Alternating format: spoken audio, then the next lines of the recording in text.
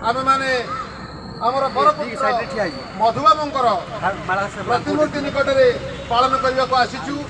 ए खोर्धा माटी पवित्र माटी जोठारु प्रथमे स्वाधीनतार संग्राम सूत्रपात होइतिला।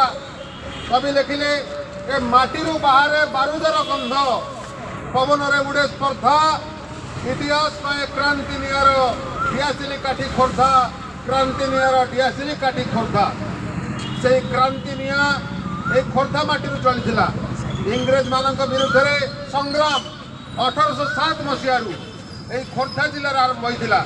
1807 रु 1817 मसीहा पर्यंत बक्सी जगबंधु जयराजगुरु पाइक विद्रोह को त्वरान्वित करने फाँसी दि जाइथिला। बक्सी जगबंधु मारी दि जाइथिला किंतु सेथिरे मध्य ओडिशा माटीर वीर संतान माने अवदमित होई नथिले। एई निया धीरे धीरे धीरे धीरे पुंजीभूत भाव में पुणी 1847 मसीह 1947 मसीह आम स्वाधीनता पाइथिले। सेथिरे ओडिशार अवदान अविस्मरणीय।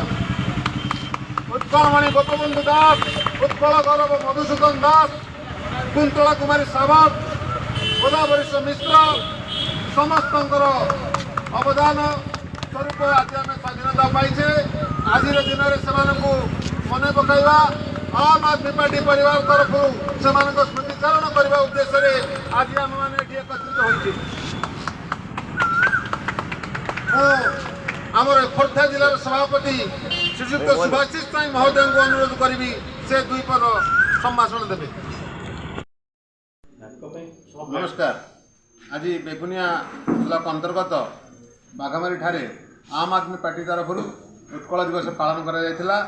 अवसर में खोर्धा जिला आम आदमी पार्टी सभापति श्रीजुक्त सुभाषिष साई जोगदे आमर पूर्वसूरी मान स्मृतिचारण करने सहित आम आदमी पार्टी जो आदर्श रही मधुबाबू परी देशप्रेमी हवा उद्योगर विकास भाषार विकास ए दिगरे कार्य करने प्रति कर्मी मान आह्वान देते एवं आमर प्रति पंचायत आसवा कर्मी माने निज निज अंचल निज स्वाभिमान रक्षापी शिक्षार विकासपाई स्वास्थ्य विकासपाई कर्म करने को प्रतिज्ञा करते।